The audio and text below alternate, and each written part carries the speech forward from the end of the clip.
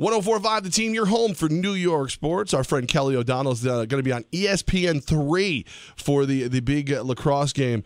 Kelly, what can we expect from Stony Brook? Are they good enough to beat or at least give you Albany a challenge?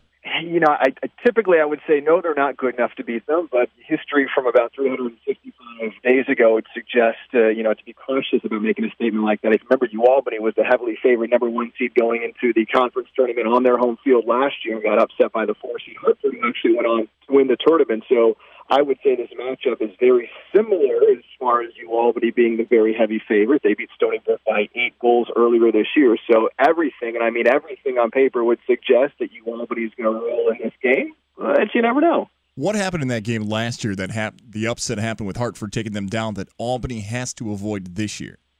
I think one thing is, complacency, and that's not to point the finger at anybody on the Albany staff last year or team, and I don't think they went in and were, acting overconfident in any one particular way. But, a theme on this year's team that Coach Scott Murray talked about yesterday is that respect is circular. And this was something that was started by the seniors, and the concept is you respect every single one of your opponents. The more respect you put out into the world, the more you receive back. And I think especially starting with the seniors and working its way down, it isn't something the coaches have had to say, hey, remember last year, guys, because the seniors really have this team focused. And I think if they come out and demonstrate that focus from the opening quarter, there's a good chance they build a big lead in a hurry, and it's going to make it that much harder for Stony Brook to come back. Kelly O'Donnell with us right now. Of course, we always like talking to Kelly, but even more today because of the big lacrosse games. He'll be on ESPN3 for it, doing the color. So if let's pretend Albany won already, even though I know Albany would hate that I said that out loud. Who should the fans be rooting for, Binghamton or UMBC? I would say rooting against Binghamton, even though when Binghamton and UMBC played earlier this year, UMBC beat the Bearcats 7-6, but I think Binghamton's a scarier team on paper. This is a team that went to the Carrier Dome just a week or so after that loss at UMBC and played Syracuse to within a goal.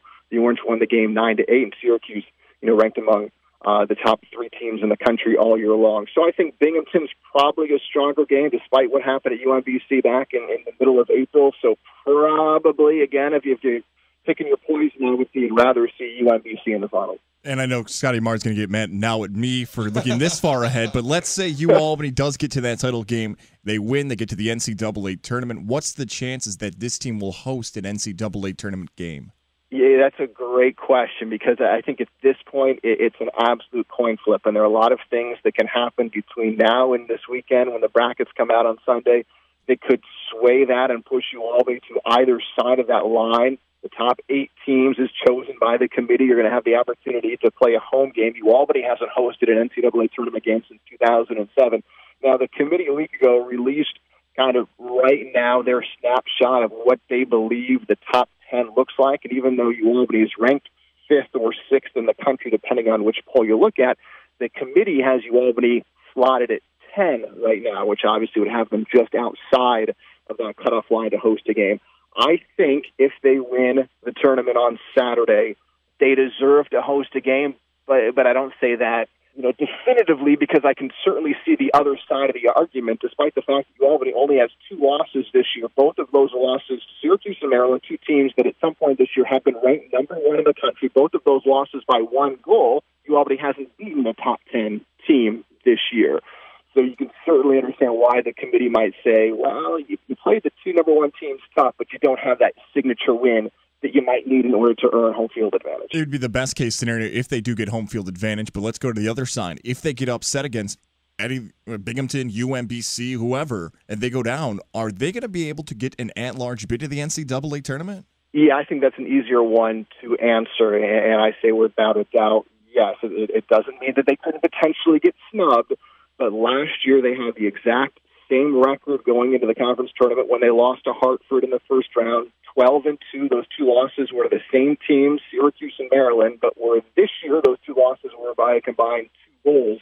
Last year those 2 losses were by a combined 12 goals. So I think this year's resume, again, even though it's very similar in wins and losses, is probably even a little bit stronger than they got in last year. So I think regardless of what happens today or Saturday, they would get that at-large bid. Kelly O'Donnell with us, going to be on the call for UAlbany Stony Brook today. Listen, I have a request, and I'm hoping that you can do this for me. I'm trying to pressure UAlbany to give me an honorary doctorate. Do you think you could bring that up a couple times during the call? Well, absolutely. Something like, I was talking earlier today to Dr. Levack on his radio program, kind of hints to the professorial nature of your show. Yeah, I see. Perfect. That's exactly. I knew I could count on you. He's on an ESPN3 broadcast, and you're hoping to get a name drop of Dr. Levack during the broadcast today? Okay, if that's not realistic, can you, like, at some point, if, like, UAlbany's up a lot, be like, Stony Brook's in a dilly of a pickle here, something really corny? Oh, yeah, exactly. I mean, let's be honest. There's probably a better chance I can make that happen than I can get you a degree from UAlbany. But we'll see. I thought we were friends, man. We're gonna have the interns are going to be watching the game throughout, hoping for Dilly of a Pickle, Dr. Levack. How about that great show I was on Levack and Goss? They're going to wait. They're waiting all night long for it, so... I've got your back, brother. You know that. All right. If you're not willing to jeopardize a national gig for our friendship, I just don't even know what we are anymore.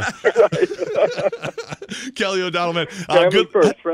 Friends first, man. Right. Have a great call today. We'll definitely be paying attention to you. A big game, and can't wait to hear what you have to add for the game. Thanks, guys. I appreciate it. Always fun to be on with you.